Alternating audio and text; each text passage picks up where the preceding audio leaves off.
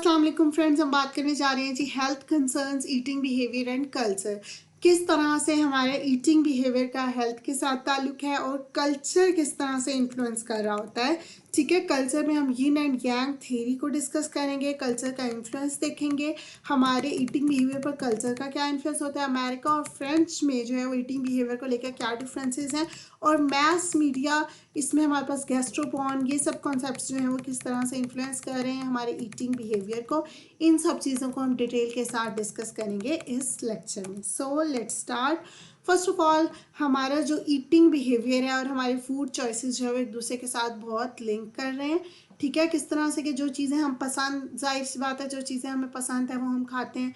ठीक है, तो डाइट जो है वो क्या कर रही होती है, हमें बहुत ज़्यादा इन्फ्लुएंस कर रही होती है। रिसर्चेस के अकॉर्डिंग जो है वो डाइट इस बात को अफेक्ट कर रही होती है कि हार्ट डिजीज़ेज जो हैं वो अक्सर इस वजह से होती हैं कि पर्सन की डाइट नहीं ठीक होती है। ठीक है, even some form of cancer जो हैं वो इसलिए हो रहे होते हैं कि डाइट ठीक नहीं है। ठीक है, डाइट प्रॉपर नहीं है। सही है।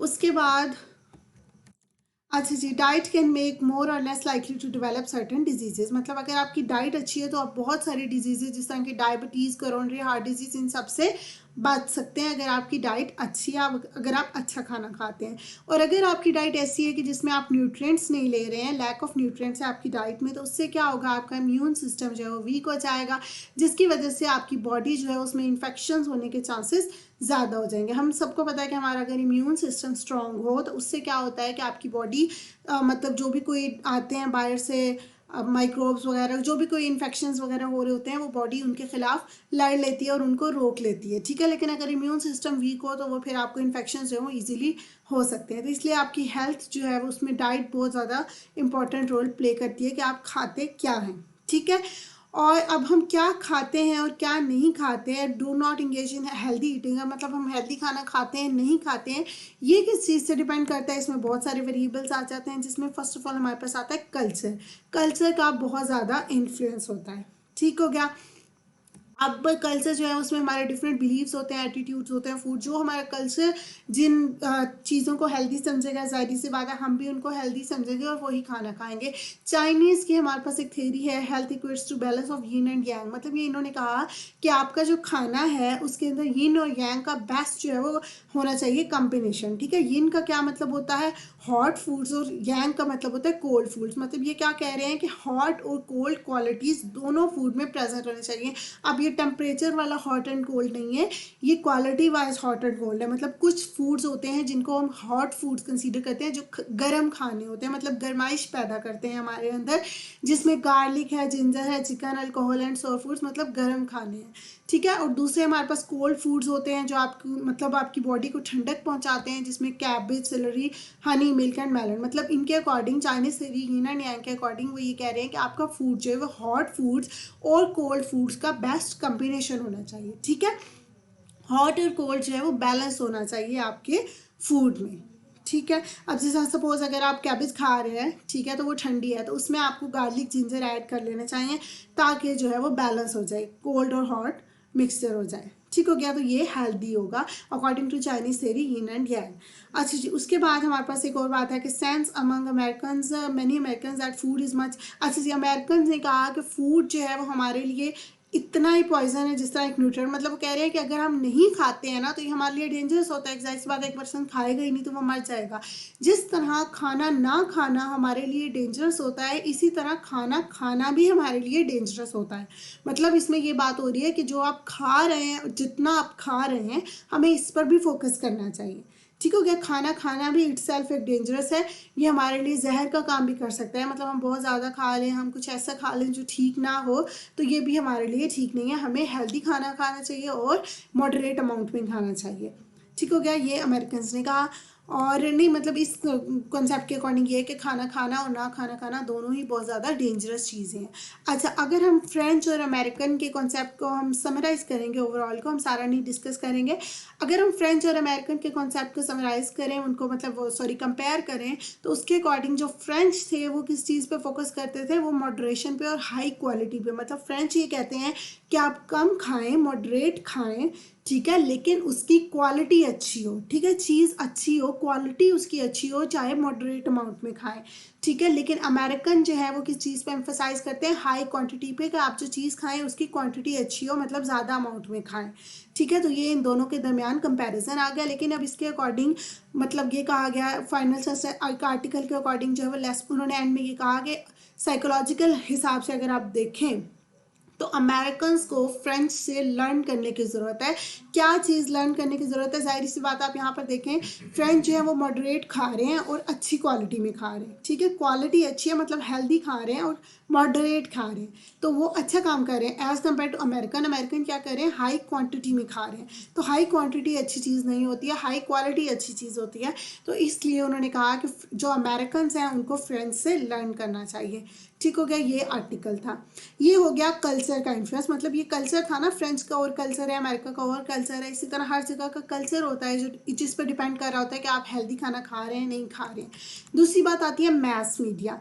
मैस मीडिया, मीडिया भी बहुत ज़्यादा इन्फ्लुएंस कर रहा होता है, बहुत ज़्यादा, मतलब हम जो देख रहे होते हैं, जो आइडियल्स होते हैं हमारे, जिस तरह टीवी वगैरह में जिन हीरो हीरोइंस को हम पसंद कर रहे होते हैं, तो उनको जो चीज़ें हम खाते देखते हैं वो हम पसंद करते हैं। जिस तरह एक गैस्ट्रोपोर्न का कंसेप्ट है, गैस्ट्रोपोर्न का मतलब होता है अट्रैक्टिव फूड इमेजेस, ठीक है, जिस तरह के सोशल मीडिया, न्यूज़, मैगजीन्स, इन सब पे जो अट्रैक्टिव फूड इमेजेस दिए जाते हैं वो जो हमें अट्रैक्ट कर रहे होते हैं। अब जैसे आप देखें, मतलब कोई भी कमर्शियल्स वगैरह होती हैं उसमें वो खाने को इतना वो लजीज बना के वो प्रेजेंट करते हैं कि हमारा दिल करता है कि हम उसको खाएं, ठीक है। बेशक वो उन्होंने उसमें वो अक्सर सुना है कि मतलब जब पिज़्ज़ा की वो कमर्शियल होती है तो उसमें बड़ी चीज़ें डाली जाती हैं, वो मतलब वो असल चीज़ नहीं होती है जो हमें चीज़ लग रही होती है और हमारा दिल कर रहा होता है, लेकिन वो सिर्फ कमर्शियल के लिए उन्होंने कुछ एक्स्ट्रा चीज़ें ऐड की होती हैं जो रियल में नहीं होती, लेकिन हमें उसको देख के इतनी अट्रैक्शन हो रही होती है कि हमारा खाने को दिल कर रहा होता है। तो ये क्या है, ये गैस्ट्रोपोन है, मतलब चीज़ों को देखकर फूड इमेजरी, मतलब अट्रैक्टिव फूड इमेजेस जिनको देखकर हमारा दिल करे खाने को। तो इस तरह से मैस मीडिया जो है वो भी बहुत रोल प्ले कर रहा होता है कि हम क्या खा रहे हैं, क्योंकि गैस्ट्रोपोन का कॉन्सेप्ट होता है कि मीडिया से हम चीज़ों को देखते हैं और हम पसंद करते हैं, हम उन्हें खाना चाहते हैं। ठीक हो गया। दूसरा जो है मीडिया ने ये बात की कि मैन जो है उनको क्या करना चाहिए, वुमेन से एडवाइस लेनी चाहिए ऑन सपोर्ट। एंड मैन जो है वो मोस्टली क्या करते हैं, वुमेन से हेल्प लेते हैं। जैसे अपने घरों में हम देखें तो कोई भी इशू हो, किसी को भी कुछ मसला हो छोटा सा, जैसा फॉर एग्जांपल पेट में दर्द हो, तो फिर हम क्या करते हैं, हम अपनी मदर्स के पास जाते हैं कि जी हमें फ़लाँ इशू हो रहा है, तो हमें मतलब कुछ बताएं, तो वो कोई कहवा देंगी फला फला, ठीक है। हम कभी भी पेरेंट फादर के पास नहीं जाते। तो इसी तरह मैन जो होते हैं जब उनको भी कोई इशू होता है तो वो वुमेन के पास ही जाते हैं। इसी तरह ये मतलब ये ट्रेंडिंग है कि मैन जो है वो ज़्यादा क्या करते हैं, वुमेन पे रिलाई करते हैं जब भी कोई फूड की बात हो, मतलब फूड के बारे में एडवाइस लेनी चाहिए। कि जिस तरह कोई बंदा बीमार होता है तो वो फिर वुमेन से पूछते हैं कि अब मुझे ये खाना चाहिए या ये नहीं खाना चाहिए, क्या खाना चाहिए। ठीक हो गया। तो ये हो गया कॉन्सेप्ट इसका। और दूसरा गफ ने कहा था, उन्होंने identified 3 different styles of media reporting. उन्होंने कहा मीडिया जो है वो 3 डिफरेंट तरीक़ों से रिपोर्ट करता है। फर्स्ट ऑफ ऑल क्या है कि मेल डाइट किल्स, ठीक है।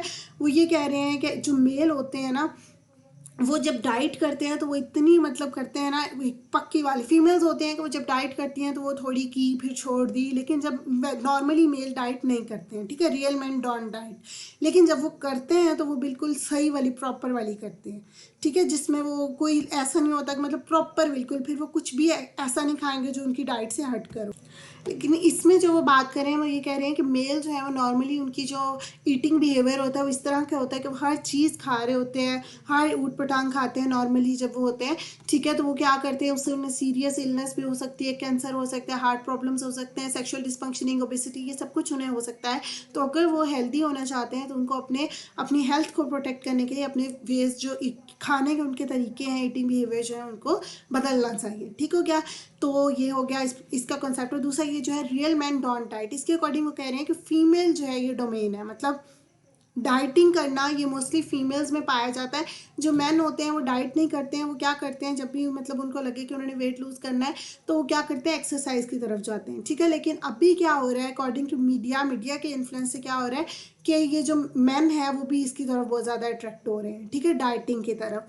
Where diets are directed at man they are ones, मतलब ये वही बात आ गई कि जब वो फिर डाइट करते हैं तो वो फिर उसके बाद वो क्या करते हैं, बहुत टफ और इंड्योर होकर कर रहे होते हैं, मतलब वो फिर इसको लूज़ नहीं लेते, लाइट नहीं लेते हैं जब वो डाइट कर रहे होते हैं। ठीक हो गया। और उसके बाद यहाँ पर वो कह रहे हैं कि man cooking but in a masculine way, these articles report on man engaging in cooking but the terminology highlights the masculine way. अच्छा, मैन जो है वो जब कुकिंग की तरफ आते हैं, वैसे कुकिंग भी फीमेल डोमेन होता है, तो लेकिन जब मैन जो है वो कुकिंग की तरफ आते हैं तो वो भी मेस्कुलाइन वे में कुकिंग कर रहे होते हैं, मर्दाना अंदाज में कर रहे होते हैं। ठीक है, ये था हमारे पास ओवरऑल जनरल सा concept about the influence of mass media, about the influence of culture on our eating behaviour and health concerns. I hope आपको अच्छी समझ आई होगी। Thank you so much and अल्लाह हाफिज़।